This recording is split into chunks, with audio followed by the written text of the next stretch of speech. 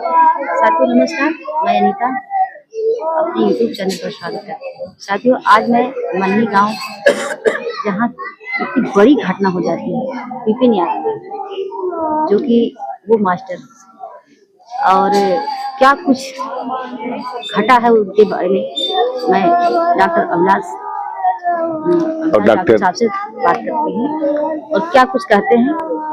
आइए हम डॉक्टर साहब से मिलाते हैं। और हमारे बगल में फ्रेम में बैठे हुए हैं मल्ली के डॉक्टर साहब, नाम बहुत जल्दी में डॉक्टर शेर साहब डॉक्टर शेर साहब से बात करूंगी। तो पहले हम जो है डॉक्टर साहब से बात करते हैं, उसके बाद फिर डॉक्टर साहब ये विपिन कहाँ मास्टर थे? ये गोंडा में मास्टर थे और यहाँ हमारे छोटे भाई का ससुराल है। भाई हमारा वकील है, उसकी बीबी जो है जूनियर हाई स्कूल में टीचर है। ये बड़े संभ्रांत ललई भाई के यहाँ ननिहाल है माननीय मंत्री जी के। ये बहुत कष्टदायक डॉक्टर साहब, ये घटना इतनी बड़ी हो जाती है और ऐसा क्या हो गया जो विपिन ने आत्महत्या कर ली? असल में वीडियो रिकॉर्डिंग जो बता रही है वो वही साक्ष्य मानना पड़ेगा। वो एक दिन पहले अपने पिताजी से कहा कि हमारे पास एसडीएम लेखपाल और वीडियो के बड़ा दबाव है, जिसके नाते पापा मैं आत्महत्या कर लूंगा। तो उन्होंने कहा कि नहीं बेटा ऐसा मत करिए, आप जो है सस्पेंड हो जाओगे, फिर बहाल हो जाओगे। लेकिन लोग बताए कि रात में एक कब एसडीएम वगैरह जा करके कहे अगर तुम नहीं काम करते हो तो आपको एसपी और पुलिस दरोगा सहित द्वारा जो है बुला दिया जाएगा, थाने में बुला दिया। डॉक्टर साहब ये सुने थे विपिन का कहना था, उनके पिताजी अपने बयान में भी बोले हैं कि एसडीएम का और वहाँ के तहसीलदार और लेखपाल का दबाव था, वीडियो हाँ दबाव था कि जो इन्होंने मजबूर हो गए आत्महत्या करने पर। तो क्या यह सही है? नहीं, अब तो हम लोग तो जो वीडियो रिकॉर्डिंग सुन रहे हैं अब उसके माध्यम से ही बोल सकते हैं। हम लोग तो वहाँ गए नहीं, न वहाँ हम लोग देखे नहीं। हम लोग तो यही छोटे मोटे कर्मचारी हैं, यही हम लोग देखते रहे। लेकिन जो वीडियो रिकॉर्डिंग जो उनकी बीबी पूछी एम्बुलेंस में कि ये बताइए कि क्यों आपने ऐसा किया, तो उसने कहा कि हमको एसडीएम लेखपाल और वीडियो ने इस तरह दबाव डाला कि आप नहीं अगर ओबीसी और कौन है एससी का वोट काट करके सवर्ण वोट नहीं बनाओगे तो तुमको जो थाने भेजवा दिया जाए। जैसे सुनने में आ रहा उनके पिताजी बता रहे हैं और वीडियो रिकॉर्डिंग बता रही है, उसी के अनुसार हम लोग तो वहां गए नहीं।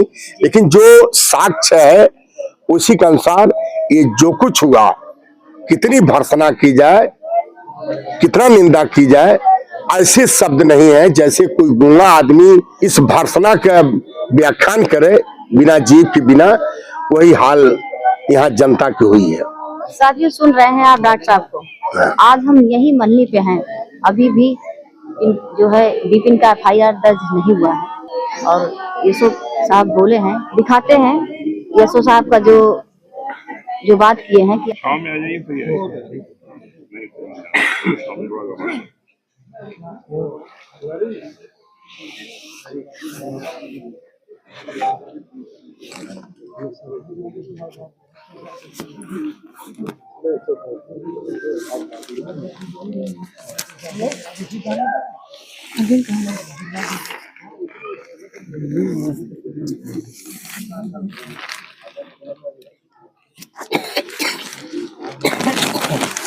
जाने दीजिए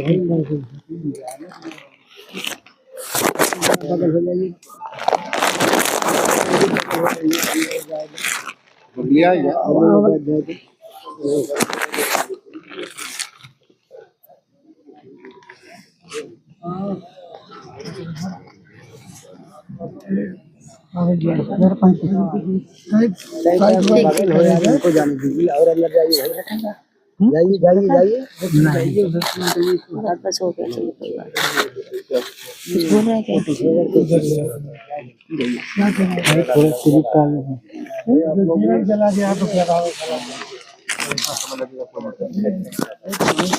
डॉक्टर साहब हम ये कह रहे थे, ऐसा है, आपको ऐसा लग रहा है कि प्रशासन लापरवाह है या ऐसा है। प्रशासन? अभी की जो घटना मैं सामने देख रहा हूँ कि पूर्व मंत्री श्री शैलेंद्र यादव उर्फ ललई,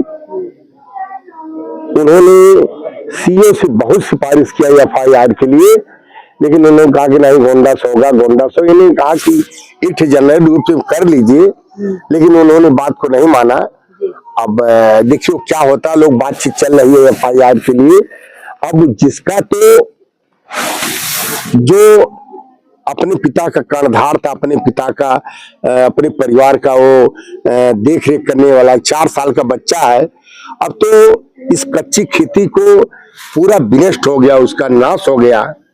तो हाँ, तो जो भी ऐसे कर्मचारी दबाव डाले हैं उनके खिलाफ एफआईआर दर्ज होना चाहिए और कड़ी से कड़ी कार्रवाई की जानी चाहिए, क्योंकि एक व्यक्ति का एक स्थान पर एक व्यक्ति लगाया जा सकता काम के करने के लिए, लेकिन एक व्यक्ति का स्थान दूसरा व्यक्ति नहीं ले सकता जीवन में। अब उसकी सारी कच्ची खेती है, कल की उसकी बीबी है, और अभी 32-33 जितनी उम्र है, हम पुराने यहाँ तो मेरे छोटे भाई ससुराल है और हम लोग यहाँ कर्मचारी हैं। अब ये पूरी घटना को अब वहां गोंडा से जो सुना जा रहा है, उनके पिताजी द्वारा उनकी बीबी का जो बयान है उस पर वीडियो रिकॉर्डिंग पर, अब उसी को सुन करके बड़ा दुख प्रकट किया जा रहा है और हम लोग बहुत दुखी हैं। ऐसी घटना कभी जीवन में न हो, किसी के साथ भी ना हो, किसी के साथ न हो। मैं यही ईश्वर से प्रार्थना करता हूँ बस।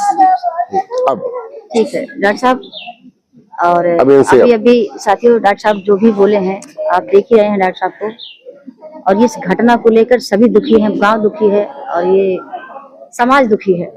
चलिए इस विषय पे हम डॉक्टर साहब से बात करते हैं। डॉक्टर साहब आपका नाम क्या है? Doctor Shahzad, doctor Shahzad. Doctor साहब हम ये जानना चाह रहे थे, आजकल जो ये घटना हो रही है ये किसकी लापरवाही है, ऐसा क्यों हो रहा है? सन 47 सन 58 के आजादी के बाद से ये पहला इत्तेफाक है। मेरी 75 साल स्वयं की उम्र है जी। मैं 50 साल से डॉक्टरी करता हूँ जी जी। और तमाम सरकारें आई हैं और गई जी। सरकार अपनी सरकारी तंत्र को अपनी पब्लिक के हित में कार्य कराता था, लेकिन आज की सरकार में ये जिंदगी का पहला इत्तेफाक है कि सरकार ने अपने ही कर्मचारियों को आत्महत्या करने के लिए मजबूर किया। उनसे इतने गलत कार्य कराए जा रहे हैं कि उन गलत कार्य करने के लिए उनकी आत्मा, उनका मन और उनका संस्कार, उनकी सभ्यता, उनकी मानसिकता इतनी मजबूर कर दे रही है कि वो अपनी नौकरी, अपने परिवार, अपने छोटे बच्चों को भी के बारे में न सोच करके वो अपनी जिंदगी को दांव पे लगाना कबूल कर रहा है। ये बहुत बड़ा मतलब ये सरकार का अपराध है, ये सरकार की लापरवाही है डॉक्टर साहब, अपराध है। हाँ, अपराध एक तरह से आए दिन अपराध आप मुझसे करवाएंगे तो मैं करूंगा। सरकार ये अपराध करवा रही है। एसडीएम, तहसीलदार, खानगोई या लेखपाल अगर उस बीएलओ के ऊपर इतना दबाव दिला रहा है कि तुम मुसलमानों के वोट काटो, हरिजनों के वोट काटो, यादवों के वोट काटो और जो मरे हुए हैं उनके बढ़ा दो और इनके कम कर दो, जी। तो उसकी अंतरात्मा, प्रत्येक व्यक्ति की अंतरात्मा होती है, जो आत्मा की जो पुकार होती है, जब वो उसके खिलाफ आपके गले में फांसी का फंदा डाल दिया जाएगा तो उस समय आपको केवल ये दिखाई देगा कि मेरे पास मृत्यु के अलावा कोई चारा नहीं है, तो वो उसको गले लगा लेता है जी। और मैं समझता हूँ इससे बड़ी निष्क्रिय निष्कर्मता और इससे ये पहली घटना नहीं है, ये अनेकों घटनाएं हो चुकी हैं इस सरकार में, और सरकार कान में तेल डाल करके बैठी हुई है और इसके ऊपर कोई कार्रवाई नहीं हो रही है, कोई रोक टोक नहीं हो रही है, कोई इसका उपाय नहीं हो रहा। मैं समझता हूँ कि ऐसी सरकार को उखाड़ फेंकने की जरूरत है। साथ ही साथ सरकार को इसके खिलाफ अधिक से अधिक अधिक से अधिक कठोरतम कार्रवाई। अब आप उसके छोटे से बच्चे को आपने देखा जिसको जी, देख जी, के गने जी। आदमी का आंख में आंसू आ जाएंगे। जी, जी, बिल्कुल। उसकी जवान पत्नी क्या करेगी, उसकी बूढ़ी माँ सारे और उसका पिता क्या करेंगे? करेगा? दो उनकी बचपन से, उनकी जी। उस स्थिति को आप उस लड़के को आप लाख रुपए 10-20 करोड़ दे सकते हैं, लेकिन आप क्या- उसको अक्रियाकलाप विपिन नाम था। विपिन विपिन इस तरह के क्रियाकलाप नहीं होने चाहिए। ऐसे से और विपिन आ ऐसे जाएंगे क्रियाकलाप अगर होंगे तो इस सांसारिक जीवन में वाह आदमी को जीने का फिर स्वयं को अधिकार ही नहीं रह जाएगा। जी बिल्कुल डॉक्टर साहब। सरकार के द्वारा हम सड़क पे अपनी बात कह नहीं सकते, जी। अपनी बात बोल नहीं सकते। अब बोल भी सकते अपनी हैं, आत्मा सुनवाई के नहीं हो खिलाफ रही है। हम कोई काम हमसे अगर आप दबाव देकर के कराएंगे तो हम कैसे करेंगे? कैसे करेंगे? हम मानव हैं। जी हम और हम धर्म प्रधान देश में रहते हैं। जी। हमारा धर्म, हमारा संस्कार ये गवाही नहीं वाह, कर वाह, सकता वाह कि यार। मैं इस गलत काम को करूं। जी बिल्कुल। हम धार्मिक प्रवृत्ति के आदमी, हम ईश्वरवादी व्यक्ति हैं। हमारा ईश्वर इनर जिसको कहते हैं वो कहता है नहीं ये मत करो। तो डॉक्टर साहब ये कह रहे थे कि क्या प्रशासन से कुछ हम तो आश्वासन मिला प्रशासन है? से यही आग्रह करेंगे कि सबसे पहले तो इस तरह के क्रियाकलापों को रोका जाए। जी। उसके साथ साथ इस बच्चे के परिवार के एक आदमी को कम से कम रोटी रोजी दिया जाए। रोटी का सवाल है। जी और उसके पिता बूढ़े हैं, माता बूढ़ी है। 1 करोड़ रुपया कम से कम 1 करोड़ रुपया की हाँ, 1 करोड़ रुपया जो है उसके लिए स्वीकृत की जाए, जिसके उसके 4 साल के बच्चे का पारिवारिक हो सके, पारिवारिक जो है पूरा हो सके। और उसकी बीबी को कहीं नौकरी वगैरह मिल अगर जाए, वो उस योग्य है, हाँ, और नजदीक मिल जाए। ये हमारा कहना है, साथियों सुन रहे हैं? हमारा अनुरोध है। जी और मैं कहता हूं कि हमारी कही हुई बात को कम से कम हमारे इस प्रदेश के माननीय मुख्यमंत्री जी को तक ये बात पहुंचनी चाहिए, उनके कान तक ये बात पहुंचनी चाहिए। जी साथियों आप लोग सुन रहे हैं, और जैसा कि डॉक्टर साहब ने बताया कि प्रशासन जो है अभी देखिए आई है, प्रशासन जो भी कार्रवाई करती है वो आगे वीडियो में देंगे हम। डॉक्टर अभिलाष यादव प्रवक्ता सामने बैठे हैं, जो भी कुछ कहे हैं साथियों।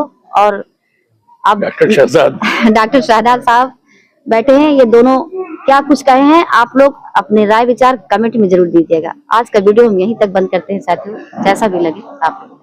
धन्यवाद।